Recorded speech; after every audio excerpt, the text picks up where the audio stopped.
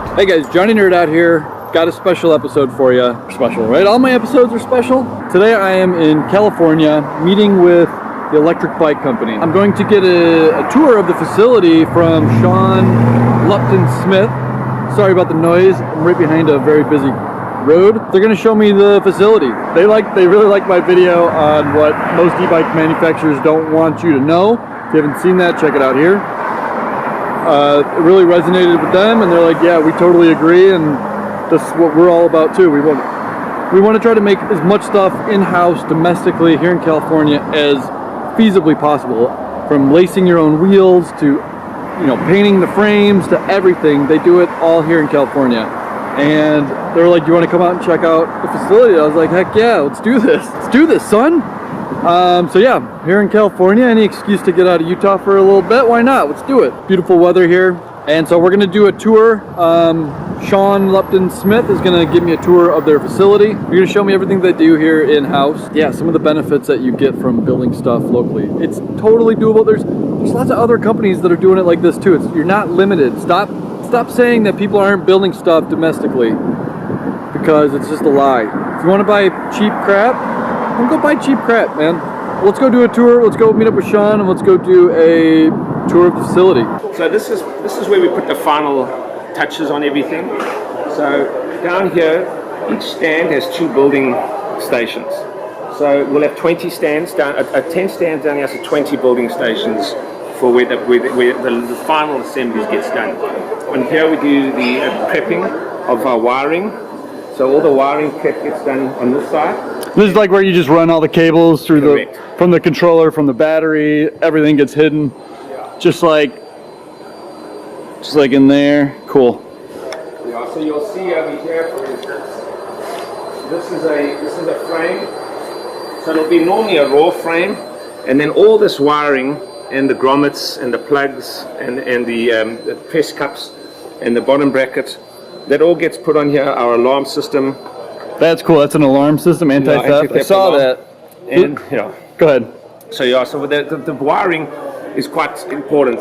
Each wire not only has to obviously have the same function, but it has to be water resistant, it has to be the right length, it has to obviously make sure that it integrates with the whole system. Yep. So this whole thing, as simple as it looks, is actually quite tricky to get perfect. Obviously once we ramp up in production, it's a lot easier. And then we have, so the people that do this is more our engineering department. Each one of our items that go inside here, for instance, a wire harness of this length, it's actually quite tricky because there's 26 wires that actually get connected in a junction box here. Then they color coded and then they're water resistant when they're plugged in. This really helps on troubleshooting. So if somebody has a problem with either his pedal assist or his display or his lights or throttle, brake cutoff, all that different. So you can actually, he just tells us the problem, we tell him which color it is, we can unplug it and send the product back to the customer. Yeah. So each one of these are different models. It's really the same for the controller. The controller wiring inside here, of course, is vitally important on how these different lengths, the different pin call-outs. These will be internally into the battery. These will be external. This will be the motor. This will be the front, and this will be the pedal assist. One will be alarm sensor, power to the battery, and then backlights. So all this wiring here is critical for us, not only for building, but also for after-sale maintenance, repairs, servicing.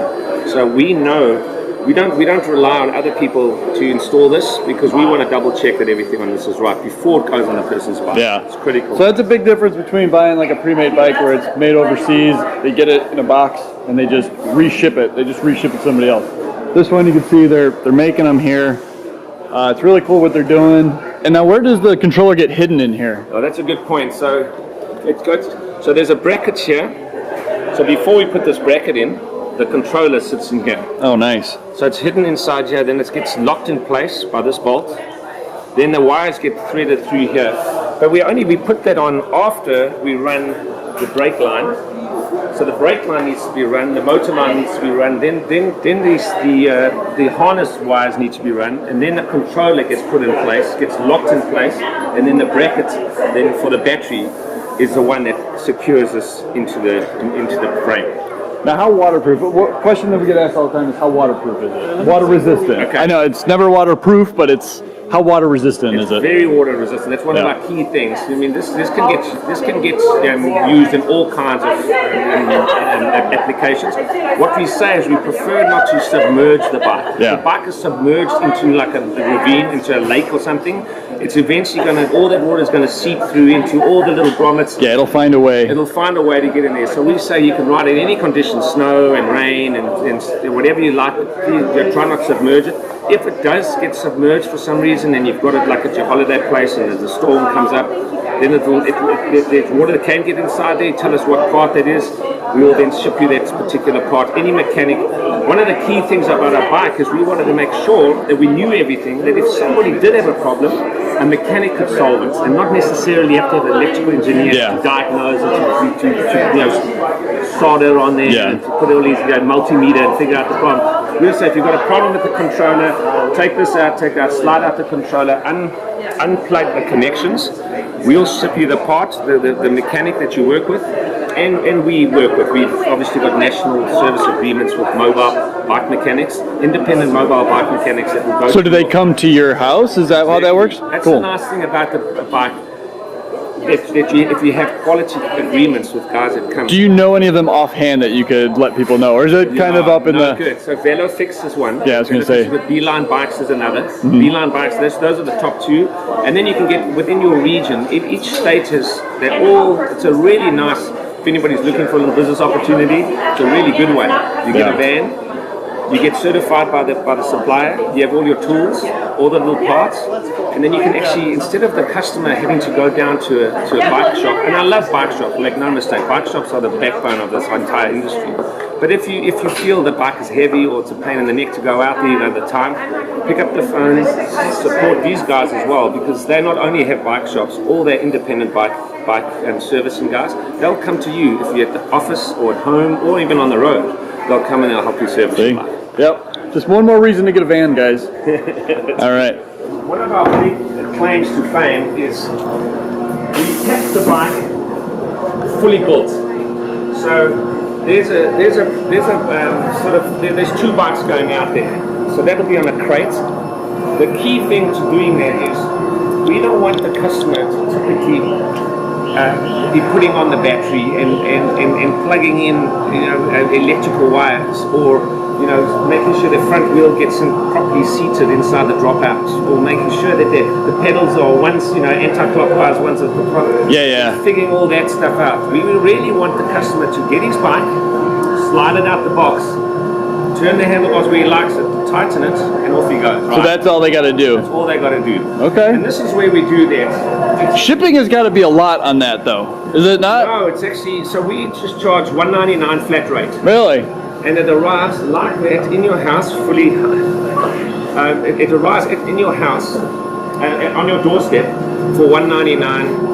And you just slide it out the box, and you twist the handlebars ready to ride. And you got a cool box for it after that. These are all made custom to fit on the bike. So this is high density foam here. So that's how they get shipped. Yeah, exactly. And it gets nice. and it gets pressed into the bike. And then this slides. We've got other components, other foam that sits on the back over here, and then it slides into the box. So the pedals are on, the kickstand's obviously on, the seat's on, the front wheel's on, everything. All that's needs to do when you take this off is you twist the handlebars, tighten them, and off you go riding. Nice. I mean, this is an example of we can do up to 60 bikes fully built here per day. And with the team that we have, and if we double up our team, we can obviously double up. Is that what you're averaging, is 60 a day pretty much? 60 bikes per day, yeah. Cool. Yeah. Awesome. So this is our whole thing here. I'll show you.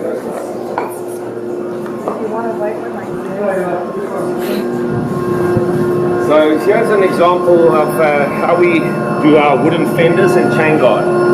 So we have our molds, and this is quite. So we have the wood gets placed on here in different levels. So the raw material, for instance, is here.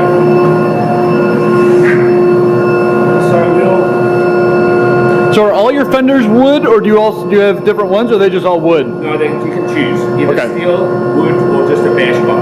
Cool, and this is what they look like finished, huh? Exactly. It's really nice. So they're layered with different woods on the different layers. So we'll layer them 1, 2, 3, 4 layers. Then we'll bend them over the mold. So we moisture them, bend them over the mold, let that sit and cure. Then we take it out, we bring it over here. So this will be like a finished, this is once it's bent. So you'll see the different layers, and then it bends over here. And this is a really important circumference here to make sure that it fits perfectly with our wheel size on our different models.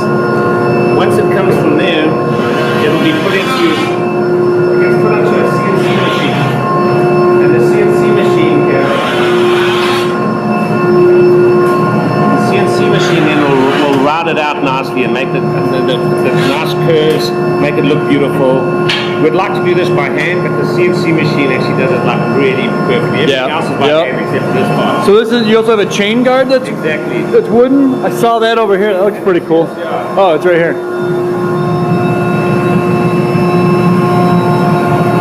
Well, that's really cool. How about, what's the reliability on that? Like, how strong is that compared to like a steel or aluminum one? Yeah, so this is actually one of our rejected ones, because you see it's got pinholes on it. Okay. But basically you'll see is we once it's finished, we'll stain it, and then we burn our logo into it, and then we send it to our paint facility, which we'll go take a look at. Cool. And our paint guys, then they put 3 layers of sealant on here.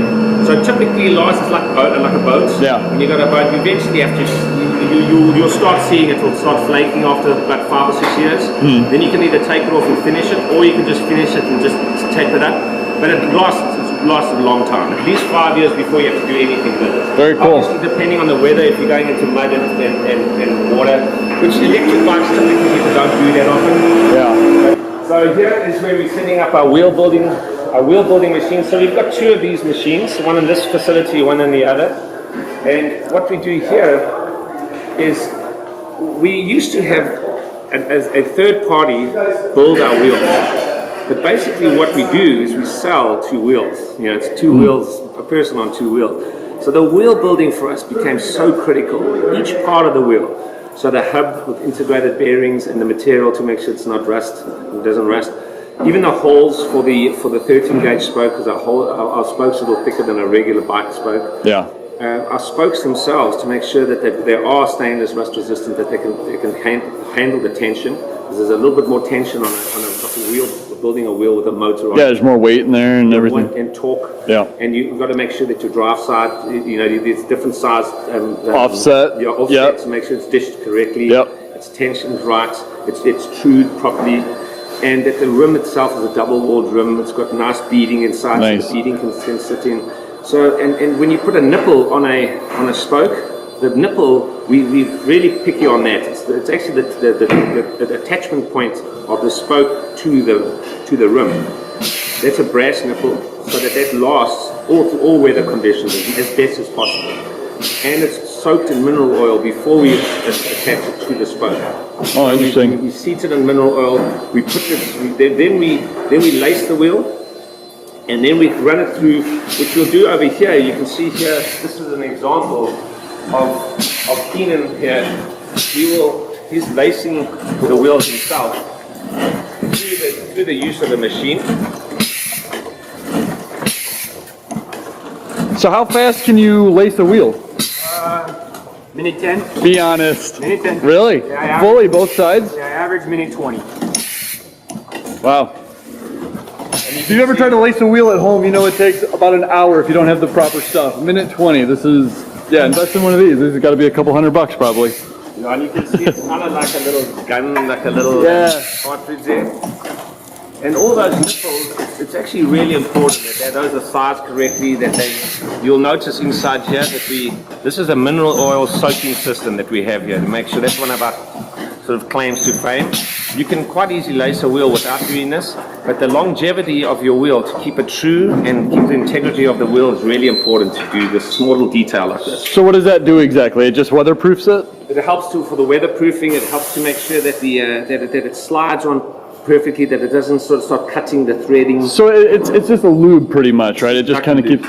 Yeah, so like when you try to tension your lubes, I always recommend putting Tri-Flow on it before you do any adjustments to your rims, but yeah, it's a good tip.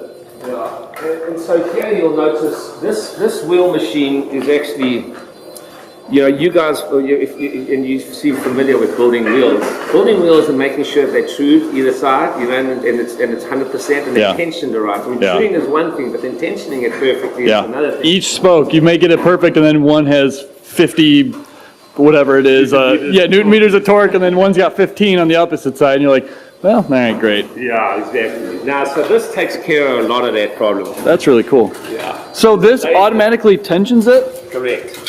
Look at that. Trues it and tensions it. Try to get in there. Yep. And you'll notice there's like those little red lasers inside there, making sure that it can measure closer than the human eye, which is kind of nice. So when the wheel comes out of there, it's perfectly dished, trued, and tensioned. Wow. Which is a big deal for us. So for us to invest in a machine like this was key, and we got a couple of the machines, is key because when you can do the bike perfectly right, but if your one wheel is not tracking properly behind the other, or just correctly, or kind of tensioned right, over time, the first year you'll probably be okay. The second year, by about the fourth or fifth year, just everything kind of falls apart. Well, yeah, that's one of my big gripes with overseas made, especially hub powered bikes. That I used to work at a manufacturer that we sold overseas made stuff. They're not a manufacturer, it was a brand, which is one of my big beefs. But you guys are actually the brand. You guys are doing this stuff in here. You guys are making sure the quality control issues are taken care of before they leave the warehouse. So that's huge. Yeah, well, thanks for that. Yeah. It is something like we started 10 years ago, and we thought, let's do it. It only makes sense. Apple computers and everything are made in overseas, wherever, in different countries, which is fine. But what we wanted to make sure is how do we control that over time without having to set up our whole team over there to do the quality control. Yeah. And we felt that it was not only better for us to bring it back here, but it's also really rewarding. It's rewarding to see that you see a bike coming out and the team has touched every part of the bike, and then you can also service and know how everything is. I don't have to take the phone calls all the time now. My whole team, they know it, and they actually like what you were saying, which I really respected. Is we're not just smoke and mirroring it. We're not just an electric bike, an American electric bike brand. We're an American electric bike building brand. We're actually building. And we allow the customer to choose, personalize his bike, choose colors, choose frame design, choose battery sizing, choose wheel tire size, and we'll do it for them. Whatever tire. That's really cool. So do you guys do that on each model? You guys customize? You could change your tire size on each model, and you get a 24-inch and a 26-inch tire. So and you can choose the color, silver, black, or red. Or you can customize it, and you can choose the tire. If you want just a Continental tire, if you want a Schwalbe tire, if you want a thicker tire. That's really cool. So they get to choose anything. That's awesome. I love what you're doing. That's what more people need to be doing. Let's keep it to. I know you're a busy man today. I'll take you up over here. This is where we do our wheel. When you heard that pop was one of the they put inflate the tires, which is important. We want to make sure. Even small details like putting a strip before you put on the tubing, especially with the double-walled rim. Yeah, the rim strip. Yeah, you want to make sure the rim strip is on there. Yeah. So sometimes you'll take your bike, it all looks great, and all of a sudden you get a punch and you take the wheel off, and inside there's no strip in there. Yeah. Because the rims, cut your tube. Yep. So and then that strip also, the quality of that strip's important to make sure it is strong enough to hold just a piece of junk. And then the quality of the tubing, the quality of the valve. The valve, you want to also make sure that it doesn't rust. Some of these valves are fine, and you've got your valve cap on there, and then now you've got a punch and you try to take the valve cap off, and it's rusted in there, and you pull, and you really mess everything up. Yep. So it's all these small little details that we want to make sure the customer, we'll take care of all that stuff. He doesn't have to worry about it. And the bike not only looks good, but it is actually good. Yeah. That type of thing. Cool. This is where they do over here. They go through all that. And we're busy setting up here, of course. We're in the third factory, but the guys really take a good eye for the detail. And you guys got puppies too. Meet my baby. Hi. I just got her yesterday. Oh, you got it? Yeah. It's beautiful. Yeah. What's her name? Lila? Lila. Yeah, she's only 7 weeks. Oh, good. Yeah. Well, good luck. Yeah, thank you. I'll take you through to one of our batteries, where we do some of our battery assembly. So we don't do the cell, not yet. Do you have plans on making the cells yourself? Yes, we'd love Really? to. One of the things about a battery pack, which we feel is critically important, and which Tesla kind of leads the way, is the bond between a cell and the nickel plating. Yeah. And there's certain sort of guys out there that you can actually put a fuse between each cell through the nickel plating, but it's very difficult to do to make sure that fuse does, So that would isolate, if there was an issue, it would isolate it to that cell. Is that what those particular fuse cell. do? Yeah. Exactly. Okay. And wire bonding is by far the best technology to do. It is a little bit expensive to do it, and it's, when you're doing these humongous big packs like in Tesla, cars, Yeah. then it's a must. With ours, the industry is okay with putting a nickel plating and different types of bonding on them. Because if you ruin a pack, it's 70 cells versus 7,000 cells that go bad. Yeah. Yeah. And the energy capacity in those Yeah, cells. that's true. It's a big problem with Yeah, it. yeah. You got a bomb. But still, yeah, exactly. So, but still, we feel that that's where we want to end up going. No one's doing it in the e-bike world, really. There's some guys kind of fiddling around with it, but we want to be the market leaders in that. And what we felt, the only way we're going to do that is if we are actually building assembling the casing and the battery pack, and the retractable cord and the charger and the lighting and the wiring and the plugs. Once we can get all that, we still get the pack imported, but now we can get the pack and we assemble everything else, and soon we'll also take the pack and then we'll start doing the pack ourselves. Interesting. Of course, as we grow. Yeah. So we'll show you Cool. how we do some of that up there. This is just a mini showroom that we have. As we expand, we've got 2 showrooms where we show our bikes ourselves, which is one's in Newport Beach and the other one's in Huntington. And we've got about 86 dealers. We supply the dealers as well. So we've got about 60% is direct to the consumer because you can get it fully built. But we also like to support the dealers. So we send the dealers the bikes, where the dealers can go through what I was just explaining about all the details of Yeah. the bikes are so much better. And we found that that's quite important.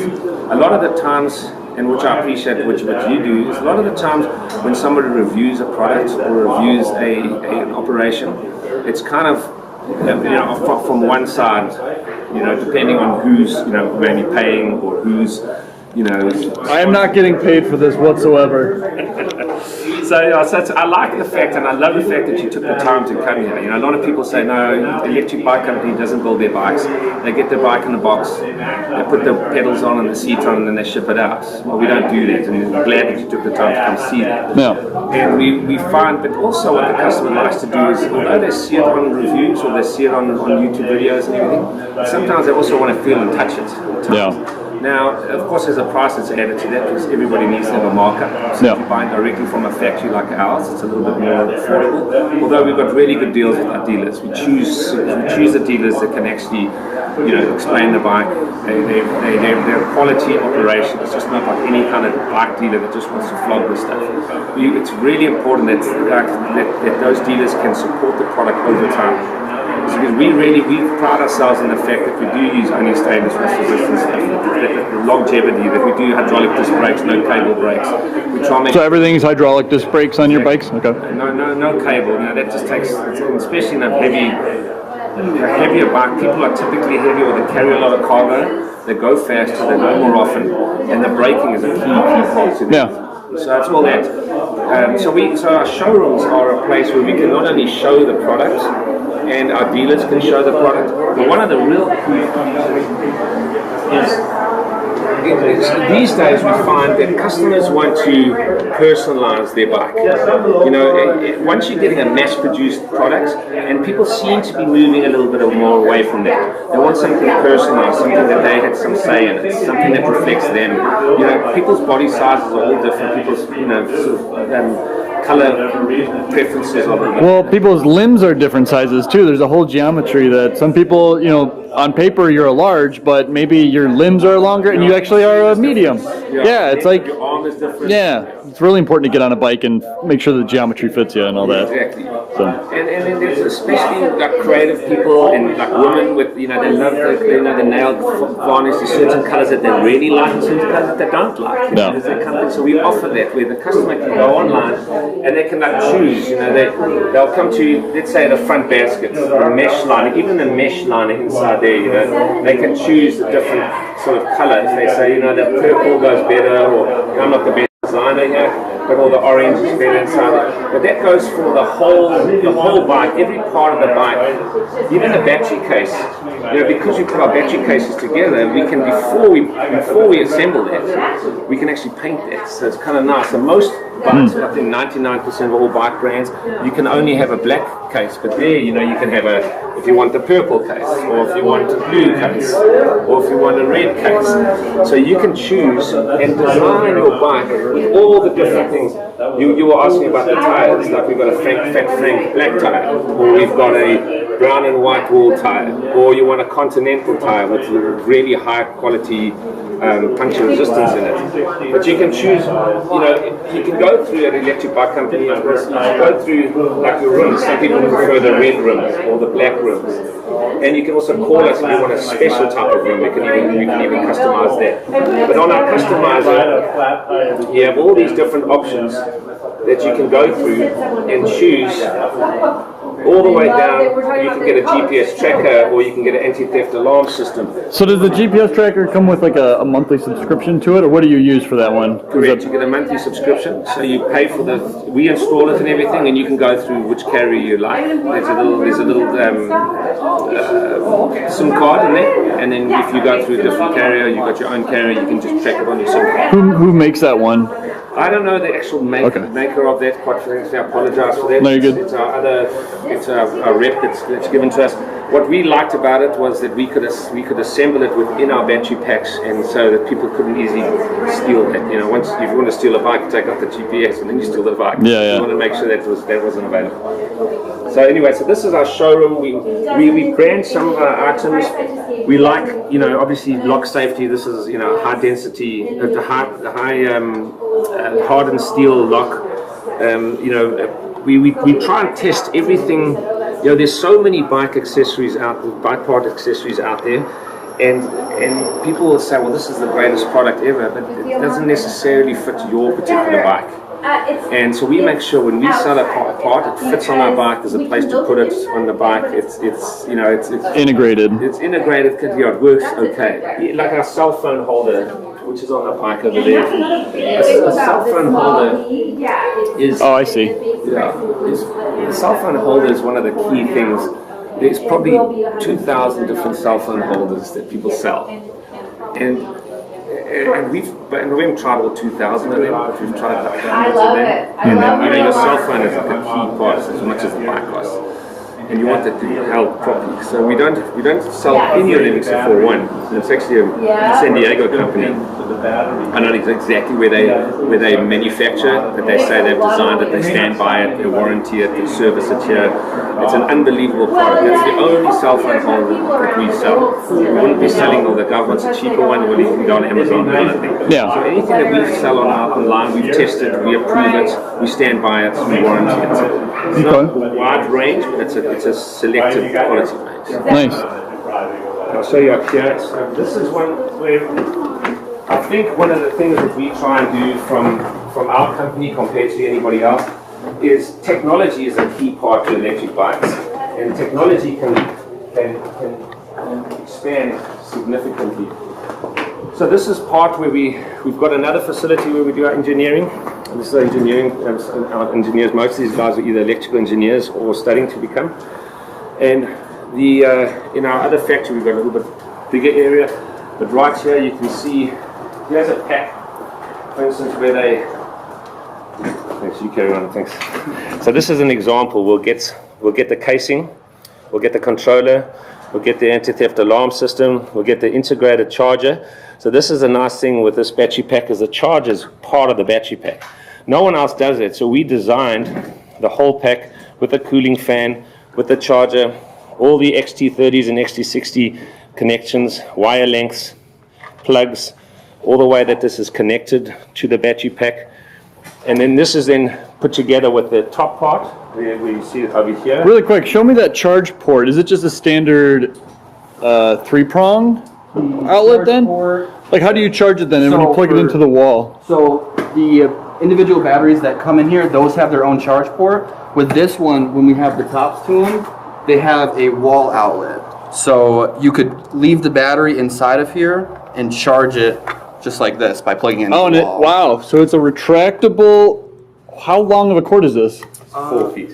4 feet. That's pretty awesome. So you don't need to carry around your charge cable with you or anything. You could just literally, if you're riding, you could just find any outlet, and if you carry it, and if somebody has an extension cord or something, you could just tap that in. Far. It's if you hold it, I mean, you can go like. It might be more than 4 feet. Yeah, it's quite, so as long as you get to it within a range of a charger, of a plug, in most like cafes and restaurants and things, where you get your computer anyway, there's always a plug nowadays. Now, are you able to remove the battery remove this whole battery and charge it, or does the whole bike need to be near the outlet, or can you remove it and just take the battery to the outlet? You can just take the battery to the outlet, yeah. That has the 3-prong charger onto it as well. Okay, interesting. That's very cool. Yeah. Definitely like that. And this is the nice thing about the team here. Like, if there's anything that ever, somebody says, I've got this problem with it, or I dropped my bike, or, they know the ins and outs of everything to be able to service it quickly, to either send them the parts, to do a video conferencing to the mechanic and just say, okay, listen, take this part out, put this part back on. We've got the parts here, we've got the experts here, we've got the tools that are needed. So we're not having to spend excessive amounts on warranty. So we offer a 5-year warranty on all our batteries. So that's minimum. 5-year warranty? 5 years. Wow. Most people are 1 year, maybe 2 years, a few people 3 years, but we do 5 years. Because we know if there's ever is a problem, we can send it back, we can troubleshoot it ourselves, we can repair it, and we can send it back to the customer. So it's like here, for instance, all these wire parts, all these lengths, all the plugs, the way that this is integrated into the pack, these are all serviceable parts that are on the battery. Typically, and that's with like most batteries, if somebody else is doing this, you have very little control over repair and maintenance. And they're experts. The experts are all overseas. Here, these guys are local. Guys are really motivated. They're obviously intelligent guys. They take pride in their work, and that's one of the beauties of building here is it's not only rewarding, but we can service every little part of the bike, everything. That's awesome. That's a lot. Here's one of the. I'll show you a quick little thing down here. So one of our claims to fame is our basket. Most people on a beach cruiser, when you put a beach cruiser, you put the basket on the handlebars, then you put the kickstand down, and then the basket falls. Everything, all the contents of the basket falls out. Because it's kind of like top heavy, where the placement of the kickstand I think really dictates that too. Yeah. And also, if you've got the basket and you've got quite a lot of load, particularly on electric bikes, that's kind of more and more people start doing that. So start running errands. And more car alternatives. People are riding them a lot more than they think. It's not just a toy. They're using them as cars. Utility. Yeah. Absolutely. Go ahead. Yeah, I didn't mean to cut you off, but yeah. That's good. So what we did was we did something unique there, and we said, okay, we don't want any cables ideally on the bike. So we can route all our wiring and tubing really close into the handlebars. So if you look at other electric bikes, they've got this big arch because they use cable brakes, and there's a lot of the wiring is done by a lot of different people, so it's kind of not really cut to the perfect length and not really measured properly. So you've got a lot of wiring in the front of your bike. A lot of electric bikes you can get the back rack, okay, because there's not much wiring there. Everything is going through your battery and through your controllers and through your brake disconnect. So what we've done is we've routed it close. We've modified our headsets to have a bracket on the headset where we can put the tubing and the wiring through the modified headset. The nice thing about that is it not only keeps our wiring close to the frame, it also then allows us to then attach the basket to the headset. So then you're not compromising your steering at all with a basket, especially on cruiser bikes. and the basket's actually attached to the frame. So it means you can put a lot more cargo into the frame. It's heavier duty. What's the weight capacity on those on the front rack? 50 pounds. That's pretty good for a front rack. That's right. Yeah. I got a Benno carry-on, and that thing, I think that's like the strongest front rack I've ever seen. I think it's rated for 50 pounds as well. Yeah. So 50-pound rating is pretty good. I've actually had a 160-pound person sit on it before. I don't recommend doing it, obviously, but it'll hold a lot more. So kids do that. Kids get their buddies to jump on the front basket, sitting there, and they do it. So that's what we've done, is we've modified the headset, so the bracket, beforehand we had a 2mm, then a 3mm, then our 5mm, and make sure they're now steel instead of aluminum. Obviously we coat it so it doesn't rust. We've got stainless rust resistant hardware. So now there's wires coming out of here. What are those? What are those wires? So that's one of our. That's why also again I appreciate you coming and taking a look, because these are the tricks that you can do when you build your own product. Is what we wanted to make sure is that the wiring, we didn't. It's kind of like, they say about lighting. You want to, or kids. You want to see them but not hear them. You want to make sure that your wiring is there's an extensive integration of the wiring, but you don't want to see it.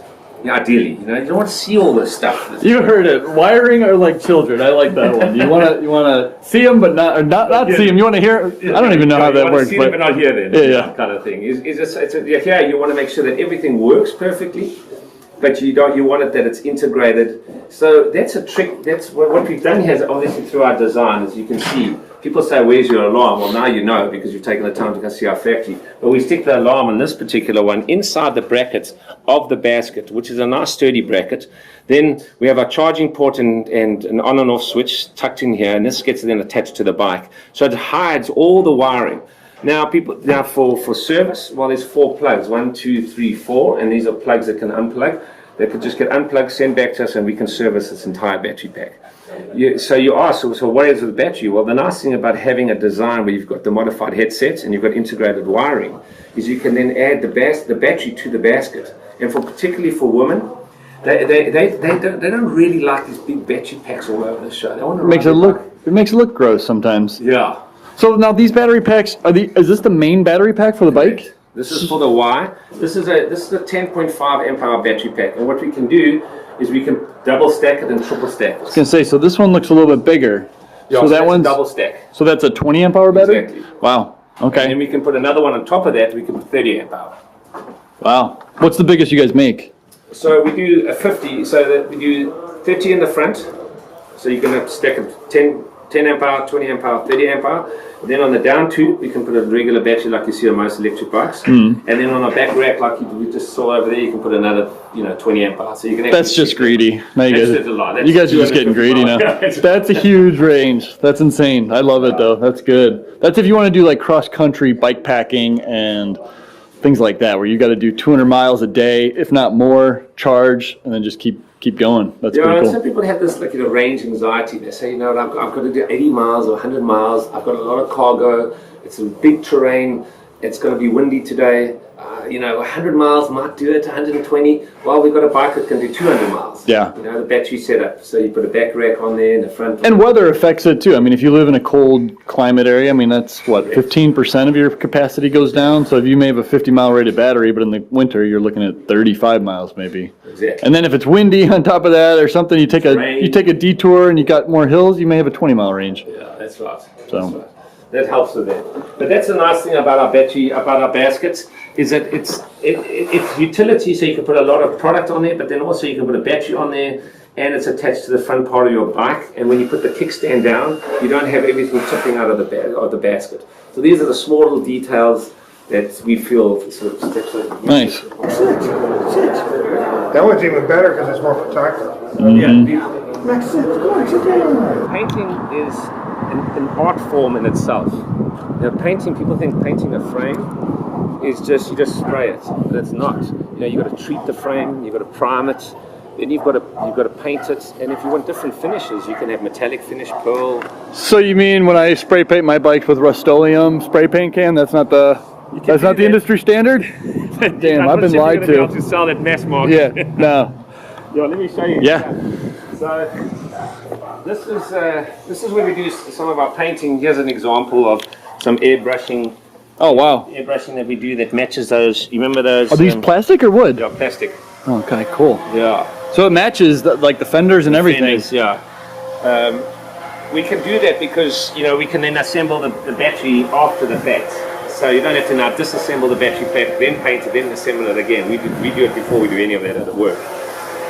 So here's where we'll start with the parts. And, you know, if somebody wants any of this custom painted, so the back racks, the stays, the forks, the fenders, the chain guard, that's sort of like a staging area for our particular part that the person wants to color customize. So here's an example of a part. Now, people might say, well, you don't make the chain guard for here. Well, no, we won't particularly make this. We'll get somebody else to make it. But what we'll do is we'll finish it nicely.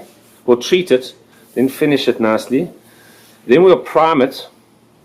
Make sure it's primed nicely, and then any color in the world a customer wants, we'll mix the paint, we'll match it, and then we'll paint it exactly what the customer would like. So you guys control the whole painting process as well. It's not, you're not telling another company. The painting company is under your umbrella. Exactly. That's really cool. So we'll show you how we do that.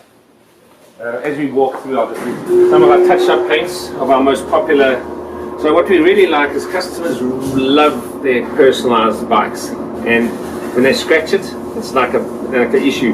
So we'll send them some touch-up paint. It's got like a little marble inside. You just shake it up, and then you can touch it up. We give them a whole little way of doing it to make sure that it almost looks like new again. And we control all that process. Hey guys, good. How's it going? So here's where which is a vital part also of a quality paint job. I mean, anybody in paint will know that, but really to paint anything of quality, you know, the surface needs to be well treated. So you not only have to make sure it's scuffed and smooth, but then it's nice and clean. And this is what this team does here. We make sure that everything's nice and scuffed and smoothed out, cleaned up. That we don't have any little speckles in the paint, and you know, it's just a perfect job. This is these guys are unsung heroes really, because without this done properly, the entire end paint job is not done correctly. Yeah. This is a vitally important role. This is a really important part of our team.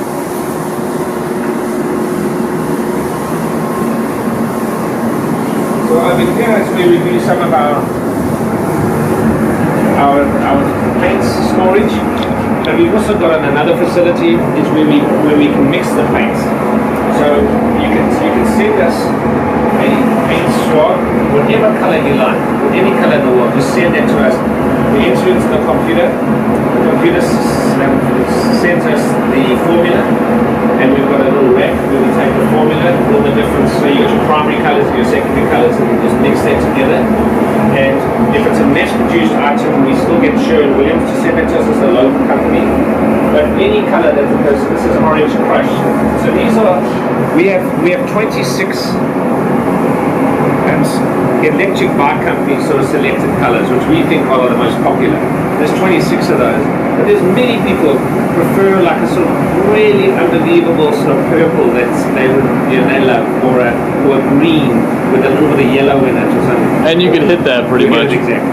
Pretty cool. And for any part of the bike, it's not just the frame. Oh, it's getting loud in here. I'll show you. Yeah. So this is our gun stand.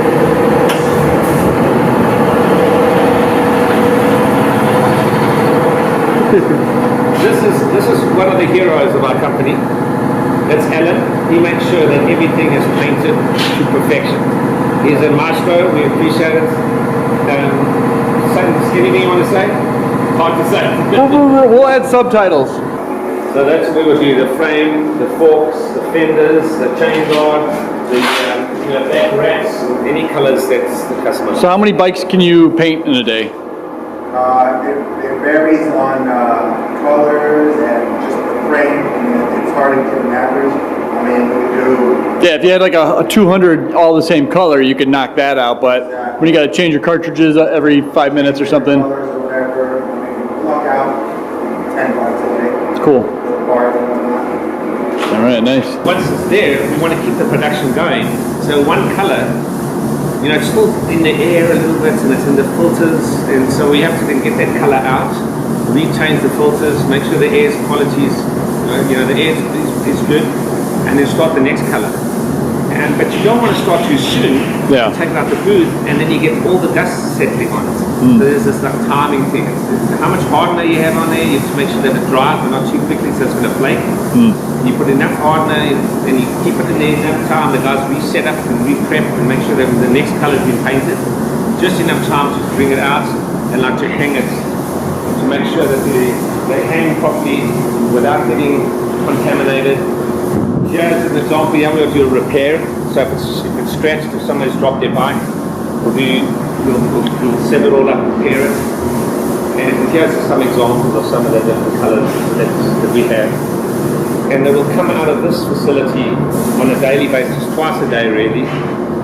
For the night shifts, we bring the bikes in the morning, and then in the afternoon for the building night shift, we'll pick up here in the afternoon. So how often are you guys producing 24/7? Is that 24/7, yeah. Really? That's awesome. Yeah. So you got a night Sundays are typically a little bit slow. The night shift is a little hard to get on the Sundays. Yeah. It's 24/7. Wow, that's awesome. So you guys don't make your own frames currently, just the frame part, which is, obviously this part here, I don't want to touch that, but this part here, but you do have plans to start making those frames. When do you foresee that? So what happens on a frame is there's loads of different companies that supply different parts of the frame. For instance, the bottom brackets. The bottom bracket is actually a whole company that produces bottom brackets. Yeah. Headsets, another company. Seat stays and chain stays, another company. Top tubes, especially with the integrated battery, there will be a whole company that actually manufactures the top tube that's got the cutouts for the battery. So as soon as some of those companies come here, so if more people would manufacture in the United States, it'd be better for us, because it'll incentivize more of those companies to start making it here. As soon as they make it, then it'd be great. We can get the bottom bracket manufactured to the headset guy, and we're welding all those parts together is actually not that tough. You put it in a mold and then you weld it together. Yeah, you get a jig. As long as you get the mold or the jig going, and that's the hard part. But once you get it dialed in, then we can do it. Yeah. We'd love to do that, because now we have to have all these different frames of all our different models, all the different stuff. Like, it takes up so much room. Yeah. And of course, there's a lot of inventory to hold the frames. Soon we'll get to the point where we can actually weld them out ourselves. So it all depends on the growth of the company. Because then you don't have to order them at a certain amount. You could make them as you need them, and not have a bulk taking up space and all that. Yeah. Cool. The history behind this store was, so in my past life, I was a restaurant guy. I had 17 restaurants in Atlanta, Georgia. Oh, wow. I had my own little franchise. I was a franchisee. I had a little fine dining store that didn't work out, unfortunately. But I had 500 employees, and I was so tired of retail. I was like, this retail, so I got out the restaurant business. Actually, I came over here. My late brother said the best place to live is Southern California. So he unfortunately passed away. I came here. I got rid of all my restaurants, and I basically had retired. And I said, well, listen, let me do this bike thing to help people, in South Africa, and started a small little business. And I vowed never to get into retail, because I had all this restaurant experience. And we had 24-hour restaurants. We had breakfast, lunch, and dinner as well. We had late night at a bar and all this kind of thing. I said, I'm staying out of retail. But as our bike company started doing better and better, I got a LinkedIn connection from a real estate guy, and the real estate guy said to me, hey, Sean, have you ever thought about doing retail? Have you ever thought about a showroom or something? Your bikes are great. Why don't you do a showroom?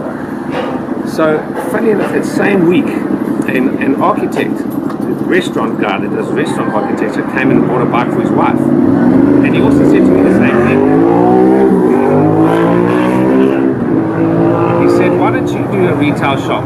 So I said, you know what, it's so fortuitous that all of a sudden both of you guys, the real estate guy and you said that, he said, I'll tell you what, if you build me a bike, I'll do the rendering for you. So he did this beautiful rendering. And I looked at this rendering with our bikes in there, and it was just so beautiful. I said to the real estate guy, I showed him the rendering. Rick McCormick was the architect. I said to Rick, hey, this is beautiful. I said to the real estate guy, Matthew, I said, you know what, let's just give it a bash. And this is the. So this is your first real retail This is shop? it's actually it's our second, funny enough, but this is the one that's closest to the factory. But this is the end result of our retail. So we decided nice big sign with nice big lettering, and we want just to showcase our bikes. A little bit similar to the small little one that you saw at the factory. And so we have our models up on the window that the customer can actually now feel and touch the bike if he wants to. Now, of course, a lot of our business is online, and we don't have to pay for this overhead, so it's slightly more expensive. You don't get as many deals here. But you can come and feel the bike. You can see the quality of the custom paint job. You can see the tires. You can take up one of our demo bikes out for a test ride. So this is our showroom. It's in here in Newport Beach. This one. It's and then also what we can do. We've also got like a building facility here. Oh, what do you build here? So what we do here in the showrooms as well is we not only build bikes, but we can also obviously do the repair or maintenance. And our demo bikes, they clean the demo bike, make sure the demo bike's up to scratch, and also they can actually help with sales. So this little showroom is a bunch of everything. It's at the bike builder, keeps his skills sharp up building, and then also by repairing and maintaining, and then also selling. So it's kind of like an all-in-one sort of bike shop. This is where all the jack of all trades come. And... That's right. Right. Jack of all trades, yeah. So this would be something that we bring together here. Hey guys. This is Nick. Hey, how's it going? I got a camera. Don't be afraid. He's really good. He's so typically, and our whole team's good. Typically what each facility. So we've got 5 facilities in total. We always have a head sort of quality control person that not only does the testing and inspecting, but also some of the training and focuses primarily on making sure that the bike's quality is to his particular standard. So Nick represents the quality of this particular facility.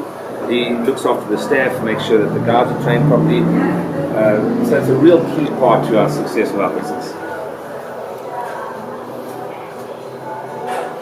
So this is where we'll do the building of the custom paint. So some of the custom paint jobs will come over here, and they'll be color coded according to the order number, the date, the person that we're building for, and if they want the wood fenders, if the back rack can be color customized.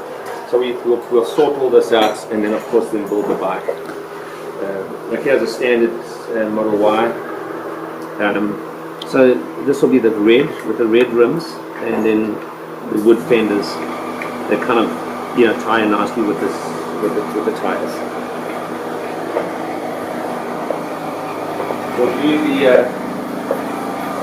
We'll do the finishing touches here, and we'll do the inspections, and then this will then be taken over to our factory in Placentia, where they'll pack it fully built. So the packing facility will be over there. So this is a bit tighter for packing. Actually, you can see when the guys come through all the different. That's a nice thing about our customers. I mean, they come up with the most amazing. You can't do that every time. When you offer 3 colors or 5 colors or 6 colors, I mean, when a customer gets to choose his colors and the way that they kind of coordinate all that, I mean, you can see just the you get to make it their own. Yeah. They get some pride in it. I mean, that's what having a bike is all about, making it your own. And once you get it and making those little tweaks to it, and yeah. Yeah, really nice. So then at the back over there, we've got some storage. And we used to have a wheel machine in there until we opened up our factory. So they build the wheels, as I say, like the strips. They'll put this the correct strip in here. Sometimes you get these tiny little rinky-dink little strips. Then they'll put the tube on the tire on, make sure that these wheels are... And now what motors do you use on these bikes? Do you have different ones for different brands or for different lines, or they all use the same motor? We've got 2 branded motors that we spec on. The two main things on a motor are basically neodymium magnets and then the copper windings. And that's sort of standard in every electrical motor.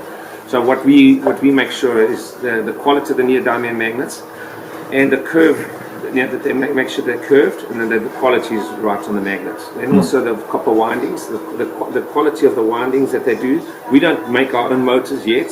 Again, something that we'd love to do in the future. So which motors are you using? So there's two types. We got a Maxxis motor and then a Showroom motor. Okay. But it's still got the internally geared motor. It's a 500. It's rated at 500 watts, but its maxes out at 1,250 watts. Oh wow, okay. A very powerful high torque motor. Showing, so we make these like little cards, and the nice thing is we can take like this. This is our so-called fall collection. So the fall collection is we change it as fashion colors change. You can change what's on our website. So this is what's on our website, but as I say, if anybody can send any color that they like. Like that gentleman outside wanted to match his car, we can match his car. So that's a nice thing again about having our own paint facility and everything. We can keep up to date with the latest trends.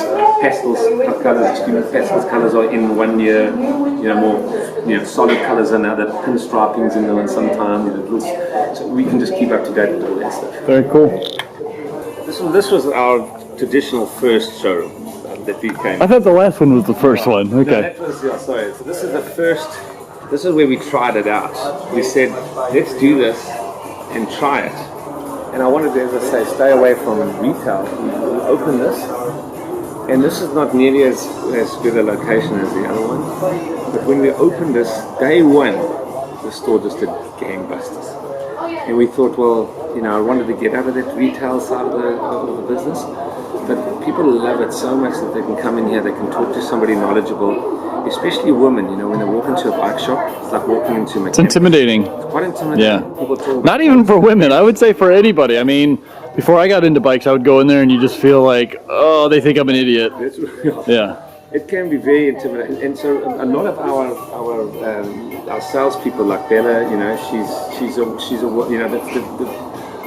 we want to make sure that people don't feel like an idiot when they walk in here. And women have got a good way of doing that. They don't really have that much of it. Not that guys are, but it's having somebody that can speak your language. They don't feel intimidated about it. When you talk about a watt and a volt and an amp, and everyone's like, I don't know what that is. They kind of dumb it down a little bit, or keep it that it's simple and straightforward.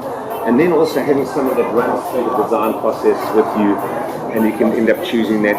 And then you can actually see that we actually are building here. It is a custom built bike. We've got another side over here. There you go. So we do the same thing over here. These are like standard colored bikes where we can just keep it's a small enough area. But the nice thing in this area here, we can do between 50 and 20 bikes a day up here. When we've got a full capacity, so this is where we do our inspections. And then each one of these we have 2, 4, 6, 8 bike stands. They're in there. That's Miguel. He's our number. He looks after all the quality control in here. Like I said, in each one, he quality controls each part of the bike. And so before any bike goes out, there'll always be an independent person that will inspect and test the bike, different to the bike builder. So if there's not a certified builder, he gets it tested and inspected. So you have a double sort of a backup for each of the bikes. Then when that gets shipped, it goes to shipping, and then it gets another whole through checklist, making sure that the order is right, make sure the braking is good, make sure the lighting is working. So our quality, we get less than, so far it's less than 1 in 1,000 returns for quality related. 1 in 1,000? 1 in 1,000, less than 1 in 1,000. So because it's important for us, we ship a full bike across the country. It's really bad if somebody sends it back. Yeah. We've got to make sure it's exactly what they ordered. It's exactly right. There's not a single problem on the bike. It's double checked by us and triple checked. And then if anybody ever sends it back and it's a quality issue, we've got a serial number on each frame. So every frame's got a serial number under it. And every builder, there's only one builder that eventually does the final building of that bike. And his name is related to that serial number. So he's promptly fired after that. He's properly, well, at least what we do is we then also speak to the inspector and the tester and bring them all into a room. And we say, listen, we sent this bike out to Ohio or something, up to Northern California or across to Florida or something. And the person sent this photograph back and said that, you know, the back rack wasn't tightened properly, or you didn't write the wiring properly. Now, how did that happen? How did they get through all the different, you know, inspectors and testers and builders? And then we'll make sure that the whole team knows all about that. So, and then so you're relating it to a builder and keeping people responsible for their builds is like a key part of why we keep the quality so. So that's really it. Now I'm looking at these rear racks really quick. Do you know what the weight on these are?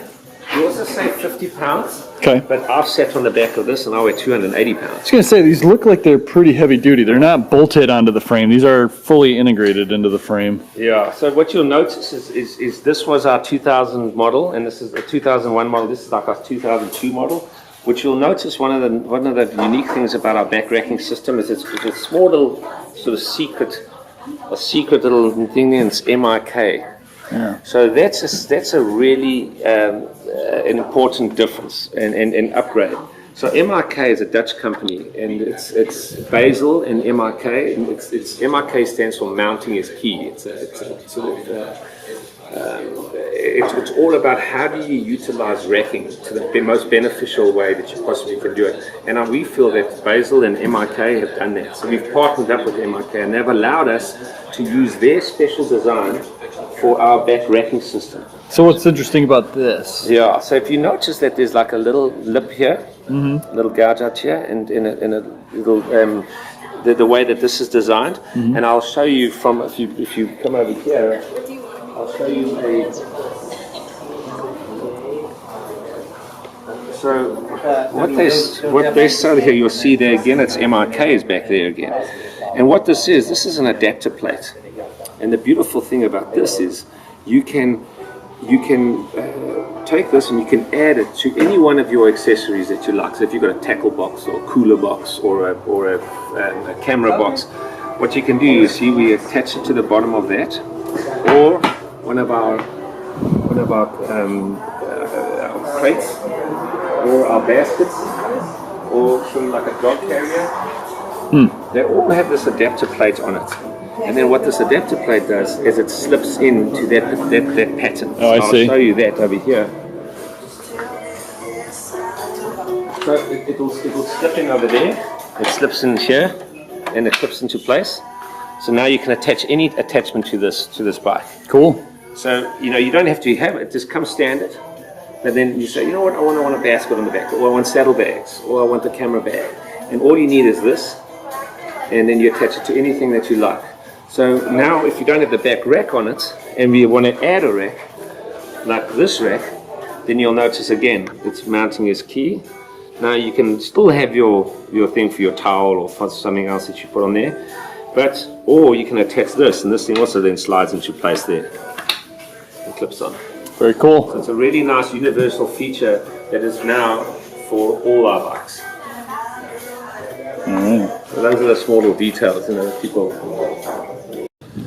All right, thanks for watching, guys. This concludes the video of the tour of the electric bike company. I'm meeting with the owner, Sean. It's really cool. I had a great time. It was really interesting to see their facility and see how like a proper e-bike facility is ran. It's really, really interesting. And I really like the way that he's doing things, and I hope more e-bike manufacturers do the same. Definitely, if you check out their website, if you see any of their bikes that you like, then support them. Buy something that's made with a good ethos. Reward the people that are doing it the right way. So, alright, thanks for watching, guys. Have a good one.